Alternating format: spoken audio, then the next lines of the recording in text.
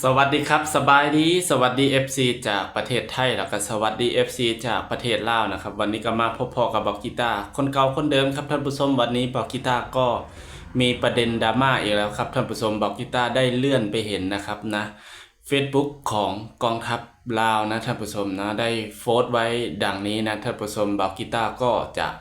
มาอ่านให้พี่ๆ FC ได้ฟังกันนะครับทางฝั่งไทยแล้วก็ฝั่งลาวคนที่มีอคติกับประเทศไทยนะครับนะบอกกีตาร์ก็จะมาพูดแบบนี้นะท่านผู้ชมมาโอ้ลมกันเลยว่าเป็นยังไงทำไมถึงชอบโพสต์แบบโน้นแบบนี้เนาะใส่เรื่องแบบว่าหาเรื่องคนไทยนะท่านผู้ชมอันนี้ก็ไม่เข้าใจนะท่านผู้ชมทั้งที่ตัวเองเนี่ยยังดูสื่อไทยยังใช้สินค้าไทยนะยังใช้ทุกอย่างที่เป็นไทยนะท่านผู้ชมไม่ว่าจะเป็นการปิ่นปัวการรักษาก็ยังข้ามมารักษาอยู่ในประเทศไทยนะครับหนีไม่พ้นประเทศไทยยังอวดเก่งยังปีกกล้าขาแข็งนะท่านผู้ชมมาดูการเขียนการโพสต์ของกองทัพไทยนะเว็บกองทัพลาวลงนะท่านผู้ชมประเทศไทยนะครับเป็นประเทศที่มักดูถูกชาติอื่นในอาเซียนนะครับหลงตัวเองคิดว่าตัวเองนี่ดีเลิศกว่าชาติอื่นถ้าคนลาวและชาติอื่นบ่ใช้สินค้าและเงินอัตราของไทยเงินบาทของไทยก็บ่ต่างอย่างกับเจี้ยเซ็ตขอนะท่านผู้ชมคือกันนั่นละนะบ่ต่างจากกระดาษเซ็ตนะท่านผู้ชมมีแต่คนลาวกลุ่มหนึ่งที่บ่ได้หนังสือเท่านั้นละที่นิยมซึ่งชอบคนไทยชอบประเทศไทยเพิ่นบอกว่าเงินบาทไทยหรือว่าสินค้าไทยเนี่ยถ้าคนลาวบ่ใช้คนในอาเซียนชาติอื่นบ่ใช้เนี่ยก็เป็นเพียงแค่กระดาษเปล่าๆกระดาษเหมือนกระดาษเช็ดชู่แบบนี้นะท่านผู้ชมเพิ่นโพสต์ลงแบบนี้นะเดี๋ยวบอกกีตาร์สิขึ้นโพสต์ให้เบิ่งเนาะนะบอกกีตาร์ก็จะมาพูดเรื่องว่าประเทศอื่นไซส์หรือบ่ไซส์นะอยู่ในอาเซียนเนี่ยประเทศไทยเป็นพี่ใหญ่นะอันดับหนึ่ง6 ปีซ้อนบอกกีตาร์อยากจะบอกเงินบาทของประเทศไทยนี่ติดท็อป10นะเป็นเรื่องถึงระดับอยากเป็นเงินดอลลาร์แห่งอาเซียนเลยนะเงินบาทของไทยนะครับบอกกีตาร์ก็จะบอกไอ้มนุษย์ถ้ำคนนี้นะที่โพสต์ลงบอกว่าถ้าชาติอื่นบ่ใช้สินค้าไทยนะครับบ่ใช้เงินบาทไทยนะเงินไทยนี่ก็บ่ต่างอย่างกับกระดาษเปล่าๆเนาะกระดาษเซ็ตขอนะท่านผู้ชมมันบ่เกี่ยวดอกว่าใส่บ่ใส่มันเกี่ยวที่โตเจ้าคนเว้านี่ก็ยังใส่ก็ยังเบิ่งสื่อไทยยังเบิ่งทีวีไทยฉะนั้นเจ้าบ่ฮู้เรื่องหยังดอกเนาะถ้าเจ้าบ่ฮู้เรื่องในประเทศไทยขนาดนี้ดอกนะก็สิบอกแล้วเจ้ามาบอกว่าสินค้าอยู่ในประเทศไทยถ้าคนลาวบ่ใช้ถ้าต่างประเทศบ่ใช้เนาะเจ้าบอกเลยว่าสินค้าที่ประเทศไทยส่งไปให้ประเทศลาวเนี่ยแค่28%นะมันเป็นเพียงนิดเดียวนู่นประเทศไทยเพิ่นส่งไปสหรัฐอเมริกาพุ่นสิพ่อค้ารายใหญ่ลูกค้ารายใหญ่เพิ่นพูดนะญี่ปุ่นจีนนะเพิ่นส่งไปเนาะยังเมียนมาอย่างลาวอย่างกัมพูชานี่เป็นเพียงเล็กน้อยเป็นขี้ประจิ๋วของเพิ่นเนาะพวกเจ้าได้ใช้สินค้าของไทยนี่บุญหัวตายแล้วเนาะบอกกีตาร์สิบอกได้ใช้น้ำมันได้ใช้สินค้าของดีๆนะมีออยดีๆนี่ก็บุญหัวแล้วเพิ่นให้ข้ามมาปิ่นปัวอยู่ในประเทศเพิ่นนี่ก็ดีแล้วเนาะพวกใดที่บ่มีเงินเข้ามาเนาะเพิ่นก็สามารถให้เนาะใช้จ่ายที่หลังได้หมอไทยเพิ่นเก่งส่ำใดเนาะขนาดนักท่องเที่ยวเมาเหล้าเถื่อนเนาะรถทั่วความบาดเจ็บสาหัสก็ยังส่งตัวมาส่งรักษาอยู่ในประเทศไทยเนาะบอกว่าเพิ่นมีประกันสังคมเพิ่นต้องการไป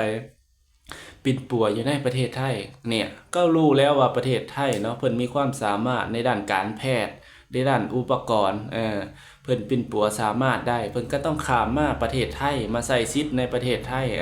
เพราะว่ายังประเทศลาวอุปกรณ์ปิ่นปัวนะทางด้านการแพทย์หมอยังบ่ทันสมัยยังบ่มีเท่ากับประเทศไทย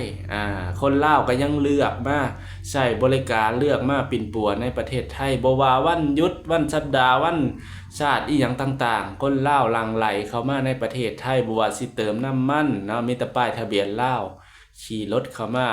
เที่ยวในประเทศไทยแค่นี้ยังคิดบ่ออกเนาะว่าภาคการท่องเที่ยวภาคการสินค้าคนลาวหลั่งไหลมาซื้อสินค้าไทยกับประเทศตัวเองไปขายยังบ่ฮู้เรื่องเจ้าไปเบิ่งตลาดทางน้ำเด้อนครพนมเนี่ยเนาะจังหวัดนครพนมเนี่ยนะ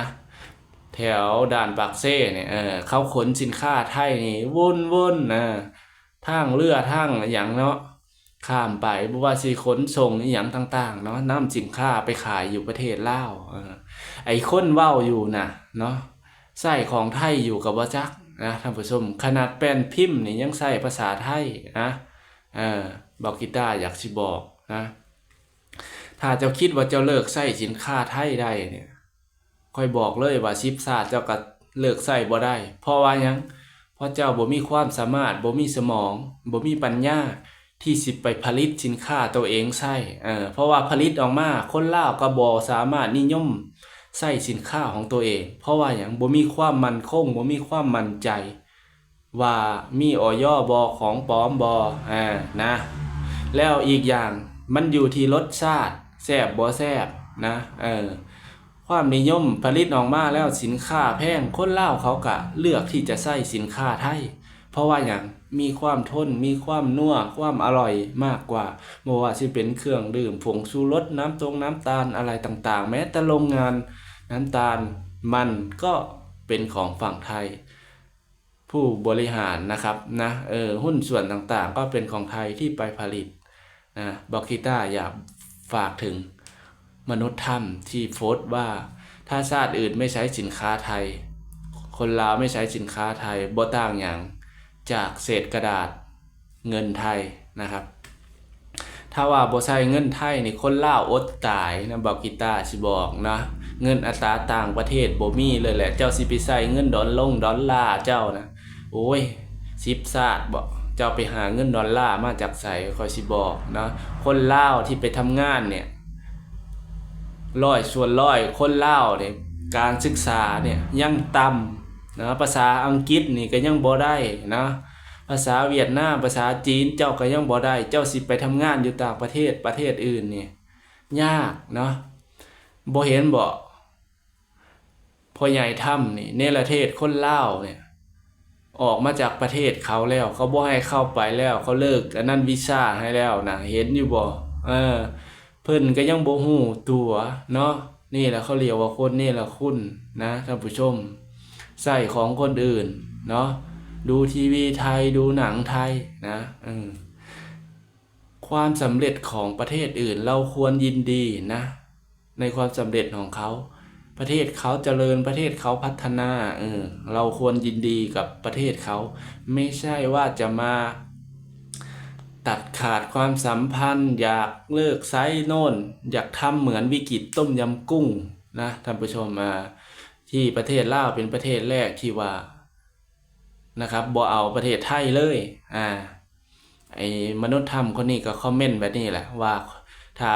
ประเทศในอาเซียนนี่บ่ใช้ของไทยบ่ใช้สินค้าไทยบ่ใช้เงินบาทไทยนี่บ่ต่างหยังกับเศษกระดาษเปล่าๆโอ้ยอย่าประมาทประเทศไทยเด้อขอยสิบอกเนาะก่อนอื่นเจ้าเลิกใช้สินค้าเขาให้มันได้ก่อนเลิกใช้เงินบาทให้มันได้ก่อนผลิตสินค้าเป็นละบ่เนาะนี่แหละผลิตโถส้วมเป็นหรือบ่สักโครกผลิตเป็นก่อนค่อยมาเว้าเนาะขนาดน้ำมันก็ยังได้มาขอส่งจากไทยโอ้ยปึกนะท่านผู้ชมบอกกีตาร์บ่อยากเว้าหลายเนาะถ้าเว้าหลายมันสิเข้าโตของประเทศของเจ้าของคือกันนั่นแหละท่านผู้ชมเพราะว่าบอกกีตาร์ก็อายคือกันเนาะแต่ว่ามีคนสมองเบอร์ปึกขนาดนี้เนาะท่านผู้ชม โอ้ยสิเลิกใช้สินค้าประเทศไทยเงินดอลลาร์อันติดอันดับท็อป10พูนแบ่งพันนะสิบอกให้ผู้ใดก็อยากได้เนาะบ่เห็นบ่ช่วงหนึ่งพากันเซฟเงินกีบเลิกใช้เงินบาทเป็นจังไดบาทนี้เป็นจังไดล่ะเงินบาทยังผู้ใดก็ยังต้องการอยู่ในประเทศลาวผู้ใดก็ถามหาแต่เงินบาทเนาะถ้าว่าเงินบาทนี่จับปึ๊บจับปั๊บถ้าว่าเงินกีบลาวนี่โอ้ยบ่มีไผอยากจับเนาะท่านผู้ชมว้าวหลายอันมนุษยธรรมที่ลาวมันสิแค้นมันสิโกรธเนาะไอ้บากิต้าก็เป็นคนลาวนะกลัวมนุษยธรรมสิโกรธเอาเนาะเว้าไปก็บ่ได้แน่เนาะผู้เฒ่าอยู่ในธรรมล้านปีเนาะเพิ่นฝนตกแล้วออกมาท่านผู้ชมออกมาหากินแมงเม่าเนาะออกมาหากินแมงเม่าแมงไม้นะมันก็เลยออกมาเห็นความจริงก็อดทนบ่ได้เด้เนาะเพราะว่าประเทศไทยเพิ่นในอาเซียนเพิ่นติดท็อปเนาะอันดับ1ในอาเซียน6ปีซ้อนแล้วเนาะท่านผู้ชมที่ครองอันดับ1นะมันก็มีเพื่อนบ้านมีอิจฉาบ้างนะครับนะมันก็เป็นเรื่องธรรมดานะครับ